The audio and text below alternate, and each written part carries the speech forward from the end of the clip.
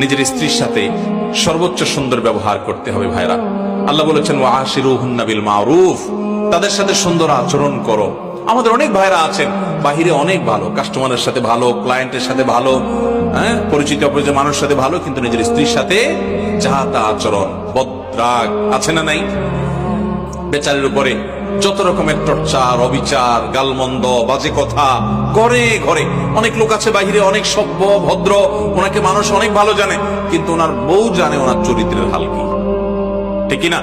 এই জন্য নবী করিম সাল্লাল্লাহু আলাইহি ওয়াসাল্লাম বলেছেন যে খায়রুকুম খায়রুকুম লিআহলি ওয়া আনা খায়রুকুম লিআহলি। তিনি বলেছেন তোমাদের মধ্যে সবচেয়ে ভালো মানুষ কে?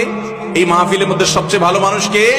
যে তার পরিবারের কাছে, কোন কোন হাদিস তিনি স্ত্রীকে নির্দিষ্ট করে বলে দিয়েছেন যে তার স্ত্রীর কাছে ভালো। অর্থাৎ স্ত্রী যদি বলে দিল থেকে যে আমার সাহেব, আমার স্বামী ওনার মতো মানুষ হয় না, উনি আসলে একজন অমায়িক ভালো মানুষ,